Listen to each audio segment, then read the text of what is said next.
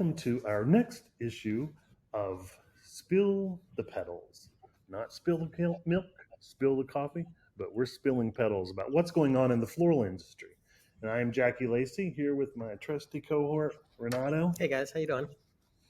And we welcome you to this edition. We are really excited about this because we get to announce publicly the winner of the 2022 BloomNet Perennial Award. And can you guess who it is? She's our special guest, Dianna Nordman, current executive director for the Texas State Florist Association. Welcome to the podcast, Dianna. How you doing? Thank you for inviting me to participate, and I'm doing great. Good to see you both. You as well. We welcome you. I want to tell everyone a little bit about the Perennial Award, just in case you don't know. But the award was created as a way to honor individuals who are passionate about the floral industry, have dedicated their lives to enhancing it, have given of their time and knowledge, committed themselves and their energies to growing the industry, and touched numerous people along the way during their lifetime of service in the industry. Dianna, how did you possibly do all of that and still only be 20 years old? Exactly. Oh, thank you. I'm not quite sure, but I'm very grateful to have received this award from BloomNet Floriology. There are so many amazing people that went before me that received this award, and I just respect all of them and feel very honored to be part of that group of people. And I'm grateful to both of you and to BloomNet Floriology for awarding me this award. I felt a little overwhelmed, but it's okay. I'm kind of settled and I'm doing well with it now. I think there's a lot of people. I don't think one person does all that you said that's why you're awarded the award. I think there are a lot of people that help along the way. Many leaders, many board members, committee members, volunteers, and staff. So I feel very privileged to have worked with all those individuals over the 30 plus years I've been here. You know, that's said like a true association executive. I could relate because as you know, I've served as an association executive for a long time, and we're always meant to be in the background, but what you've done in that role has been absolutely amazing because TSFA, and I think I'm one of those folks in the industry that could say this, but because I've known you for quite a long time, and when I kind of reflected back on all the people that I've known for so long, you're in that list. You started off, or I started off, and I knew who Dianna Nordman was right away. So it's an amazing career, and I'm glad that we're able to bring you to the forefront and recognize you for all the great effort and work you've done to build up Texas. Thank you. And that's a really great place for us to start too, Dianna. You've been with TSFA for well over 30 years. And how do you feel? What do you predict will happen at the association or changes that will be made with the association once you retire and move on? Well, there certainly will be a transition. However, I do believe TSFA is poised to flourish. We have exceptional leadership, great staff, and beyond that, there's a membership base that truly cares about this industry in Texas. I think a new executive director is going to have new eyes, new vision, and will just really build on all of the successes that TSFA has enjoyed. Yeah, it's amazing. Jackie and I are very well aware of the volunteer leadership that powers Texas State because we know a lot of them personally and they're friends of ours. And truly, I would agree the passion is there.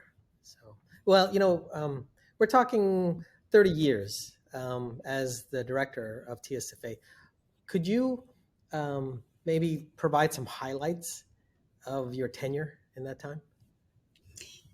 Certainly. I think first and foremost, we have supported the floral industry in Texas because we have built a very strong financial financially secure organization that has the background and the funding to provide strong education certification programs for our industry.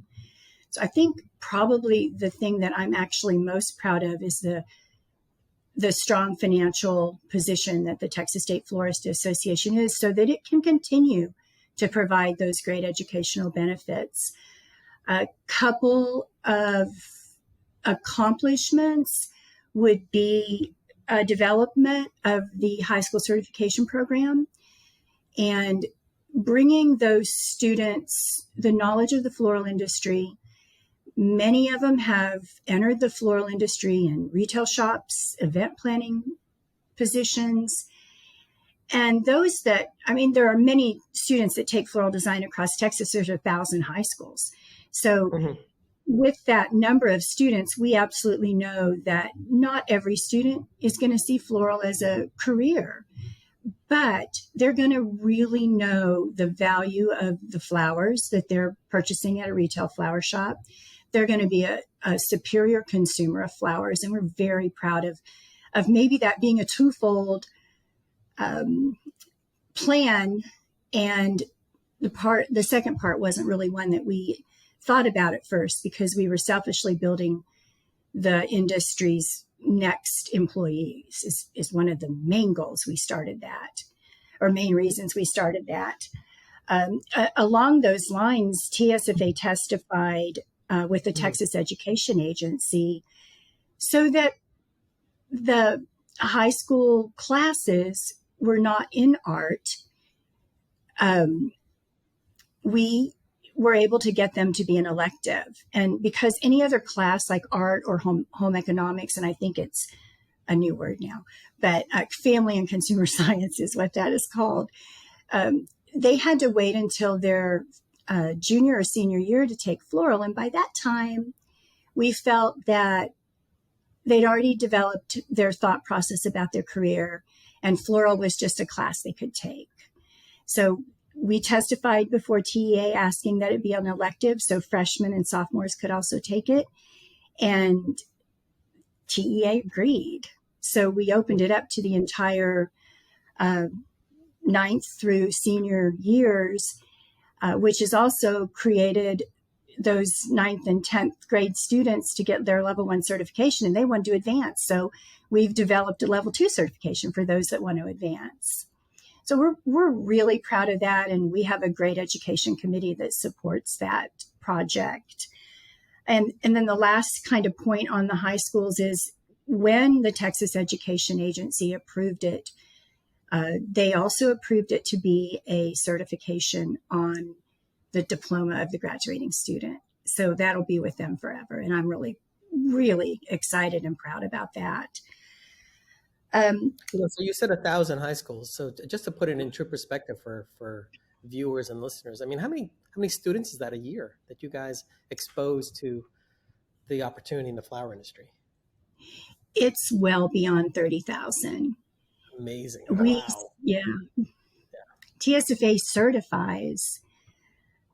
The level 1 is a process of a knowledge-based online and then a hands-on test in person. And we certify over 5,500 now in that respect. There's another certification that we offer that's just the knowledge-based, and that has exceeded 25,000 this past year in numbers of students that have taken that test. Absolutely amazing. But I do have a comment, Dianna, that we maybe have been around a little too long when the names of the classes in high school have changed. Yes, From Jackie, I remember home ec, yeah. Family sciences or whatever you said it was. Yeah. I went to home ec too, Renato. So yes. And I always have to correct myself because they correct me if I don't. So I think that another really great accomplishment is working again with the Education Committee to develop the Texas Master Florist program into a very well-respected program across the country that other state associations use as their own. And that's a huge accomplishment. So those are some of the highlights. It's been exciting, and there are a lot more that I could share, but I think that's a few of the highlights. Well, those are a couple that most of state associations could only hope to be involved with. So your leadership in that area just goes unchallenged and stands for itself.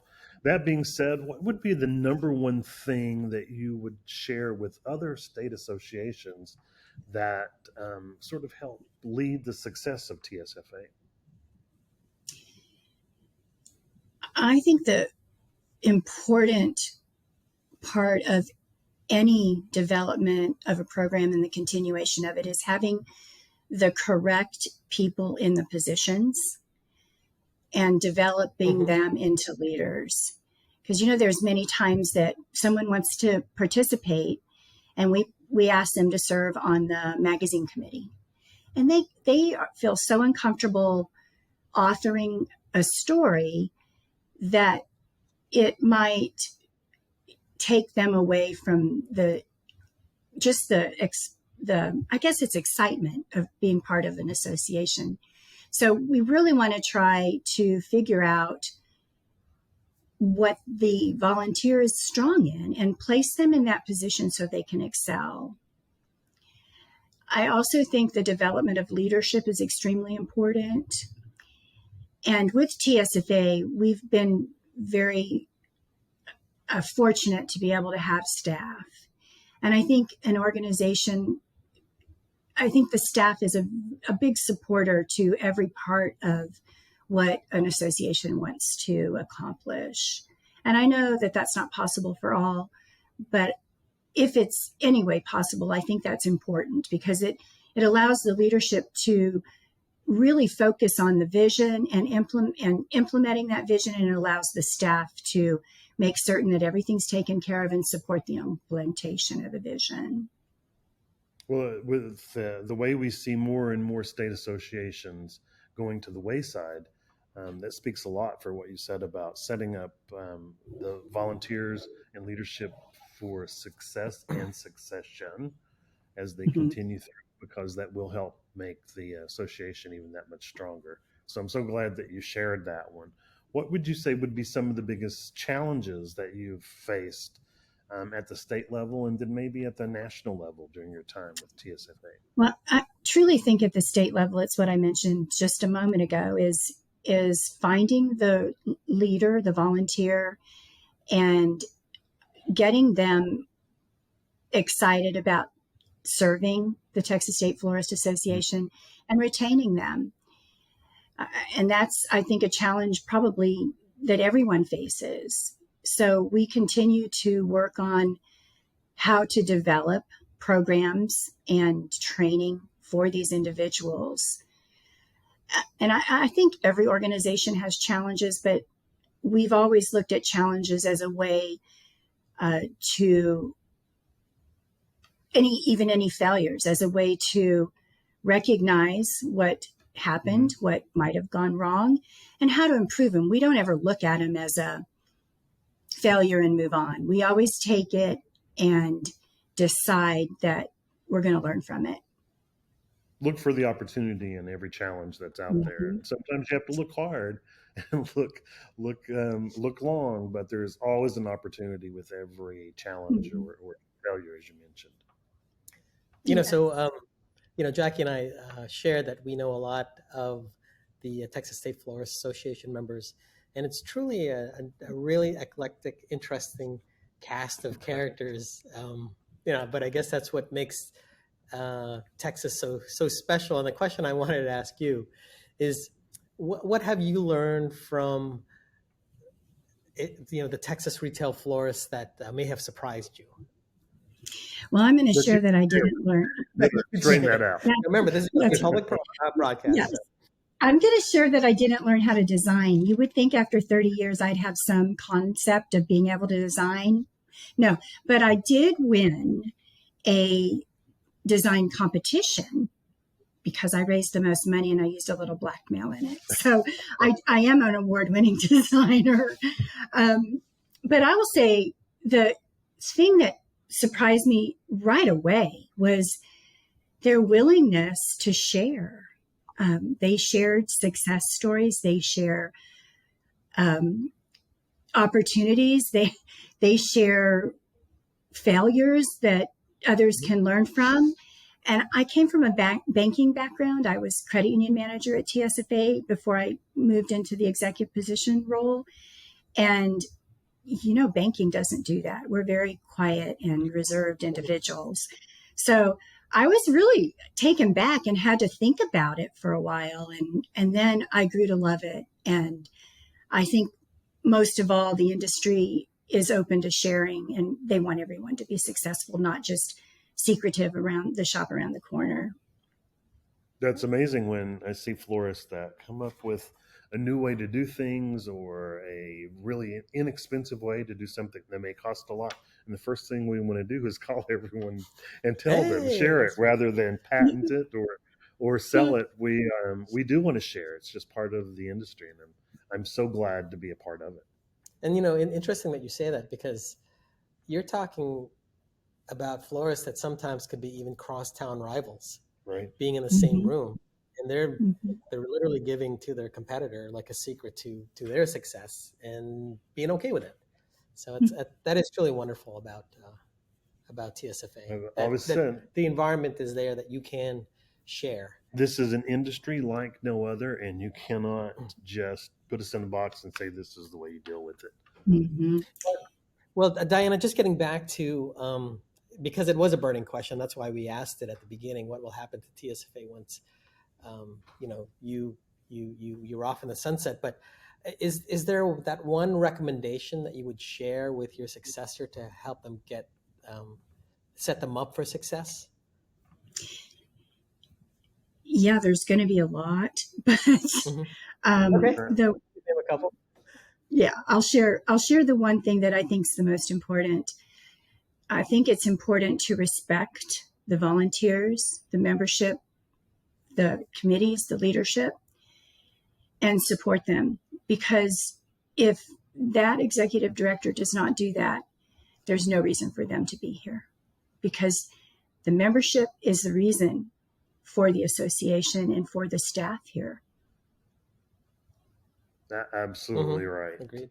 And that's a great way to look at it too. Let's ask this one question as we start to wrap up our time with you. What will be the one thing that you will miss most about the industry? The people, hands down, everybody. And everyone has said, oh, we can go to lunch, we can go to dinner, and I will take them up on that. But I do know they'll continue with their lives, and the people will be a season in my season of life. Very well said. That's nice. Very well said. And well, we already made promises that we're always on for a good barbecue or steak anytime we pass Austin for sure, or you coming down to Florida. So exactly, I'll be there. Cool. Well, again, Dianna, congratulations on the award, being the recipient of the award, and I can't thank you enough personally for your leadership in TSFA. I've been involved with TSFA for close to 20 years. And I've seen a lot of what you've been able to do, and will cherish those times that we've been able to spend together for the rest of my career. Thank you. Any last words that you'd like to share? Where do we have people connect with us on the podcast? Yeah, just a little housekeeping. If you're listening to the audio version of this podcast, wonderful. But if you'd like to see the video version, we will post it on Facebook and on our YouTube channel. So that's youtube.com/Floriology Institute. So thank you so much for tuning in.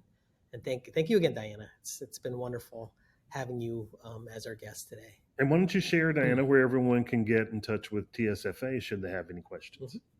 TSFA.org, or they can email tsfaadmin@tsfa.org. That's perfect. Be sure and reach out. Remember, TSA has a lot of great programs going on, so check out everything they have available. And as always, remember, there's no use crying over spilled petals.